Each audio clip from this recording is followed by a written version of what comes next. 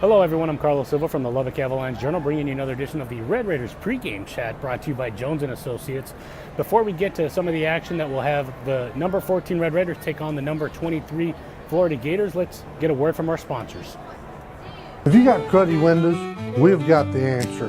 We can install new energy-efficient replacement windows that are easy to clean and look great. Call Jones & Associates, where we say the proof's in the pudding.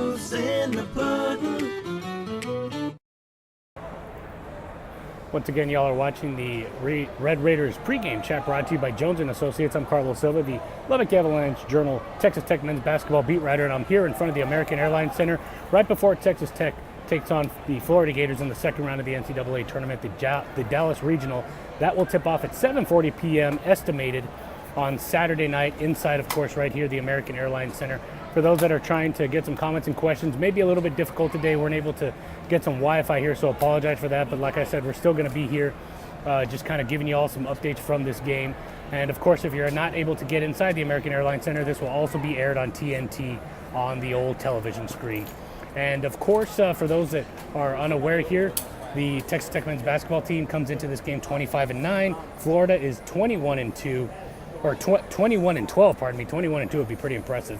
They come in ranked number 23 in the country, while Texas Tech is number 14 in the country coming into this one. And this is what Chris Beard had to say in his pregame press conference about the Florida Gators. Yeah, every team in this tournament has a different offensive identity. And I think it'd be safe to say that one of the big parts of Florida's offense is the three-point shot, both in transition and in the half court. And so, it's going to be a lot of work for us. You got to kind of pick your poison. If you try to take away the three-point line, you open yourself up for drives or inside play.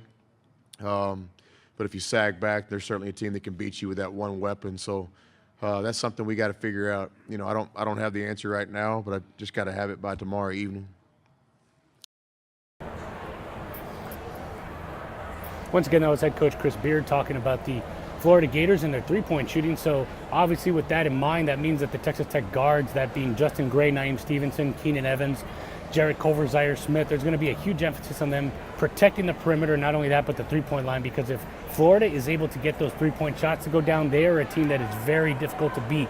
But if you're able to slow them down, give them contested shots, as Texas Tech has shown the ability to do throughout the season against most of the teams that they've played, it's going to be a long day for the Florida Gators, because it's very hard for them to gain confidence when they don't see the ball going in the basket, and that affects the way that they play on the defensive end, which, for those that are watching this game, not going to get after it as much as Stephen F. Austin, who's ranked in the top 7 in total defense in the country. They're ahead of, they're a little bit behind West Virginia, a team that, of course, the Texas Tech men's basketball team knows very well from the Big 12 play. So for those that are kind of wondering, more than likely this will be the possible lineup here for Texas Tech. Keenan Evans will start at guard, Zaire Smith will start at guard, Justin Gray will start at guard, Jared Culver will start at guard, and Lawrence Odiase will likely start, the redshirt junior, at the center position. That, of course, has been a very good lineup for Texas Tech, as it gives them some rebounding with all the guards. Of course, Zaire Smith and Jared Culver leading the way with 4.8 and 4.8 rebounds per game. And then, of course, Keenan Evans also a good rebounder, 3.2 rebounds per game. So to kind of get to some comments and questions right before we get to the Florida Gator stuff, Larry Butler, got your umbrella out yet? You're a funny guy, aren't you, Larry? It's kind of raining right now, so trying to get out of this because Brad's not happy. He's getting wet, and he's not having an umbrella as well. Let's see here. Linda Orem, Reckham Tech. Obviously, everyone's kind of happy about Texas Tech, as more people are actually kind of gathering here as we tried to find a spot where we weren't going to get wet, but everyone's kind of gathering behind us. So on that note, let's get to the probable starters for Florida. We got Kavarius Hayes, a center, 6'9", 225. He averages about 4.8 points per game, 5.8 rebounds per game. That's a guy that you're going to have to try and neutralize if you're a Tommy Hamilton, a Lawrence Odiase. You have to beat him off the boards. Jalen Hudson, a guard, 6'6", 15.3 points per game, 3.9 rebounds per game. He's a very versatile guy. You're going to have to obviously get him and figure that thing out as well. And then, of course, Igor Kulichov. He's a guy that actually did play against Texas Tech earlier on, had very good success while he was at Rice. He's a graduate transfer, 6'5", 205, 13.8 points, 6.5 rebounds. He's going to be a guy that could really, really hurt you on the rebounds. Kevon Allen, 6'2", 193, 11.1 points per game, 2.3 rebounds per game. And, of course, Chris Chiozza, the guard, the talented guard, 6 foot, and he averages 11.1 points per game and 6.2 assists, 6.2 assists. He actually had 11 assists in the victory on Thursday as well. So he's a guy that can really do some damage for him. Fearless champions, no quitting the Matadors. We'll see if that's able to happen there. Linda K. Shaden. We're at the 5.5 minute mark. We're going to call this a little bit of a shorter one as we kind of get to some of your comments and questions. We're going to probably go to about 7 minutes just because, like I said, it's pouring right now, and Brad does not like to get wet, and neither do I. So if you have any comments or questions, we'll get to those real quick. If not, my keys to the game, like I said before, if you can get Florida to not shoot the three-point that well, in other words, get your hand in their face, contest them, run out to the three-point line, that's going to bode well for the Texas Tech men's basketball team.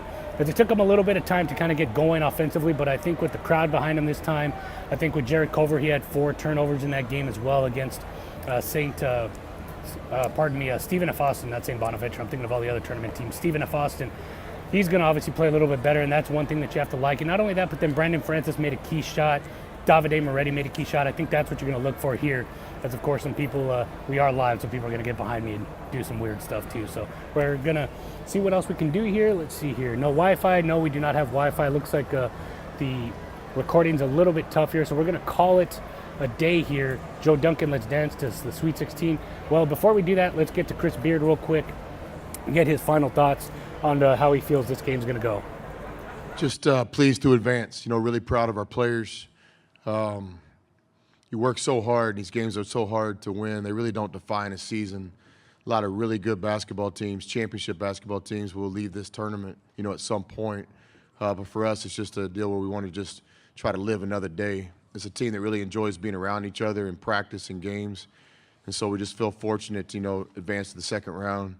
Our respect for Florida and their program and their coach couldn't be any higher. This is one of the best offensive teams in college basketball with their three-point shooting. A really good defensive team that gets a lot of steals and turns you over. And a coach that's one of the best coaches in college basketball. His teams play hard. They don't beat themselves. I think they've been to the Elite Eight like the last 4 or 5 times they've been in this tournament. So they have our full respect and full attention. From our standpoint, we think we're going to have to play the best game of the season tomorrow. That's our approach, and that's our objective.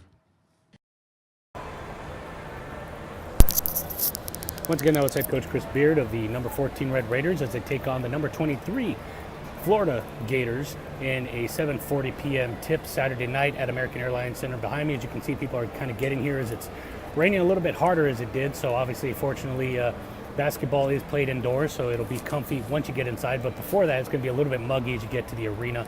And of course, it's going to be a good game from what Texas Tech head coach Chris Beard has mentioned. Once again, appreciate y'all watching. You've watched another edition of the Red Raiders pregame chat brought to you by Jones & Associates. I'm Carlos Silva from the Lubbock Avalanche-Journal. Don't forget to check out all my tweets, live updates at CM Silva Jr. on Twitter. Then, of course, get all the game action and, of course, the game recap on LubbockOnline.com, RedRaiders.com, and, of course, in the Sunday edition of the Lubbock Avalanche-Journal. We appreciate y'all watching. Next time we talk, hopefully it'll be a little bit after the game.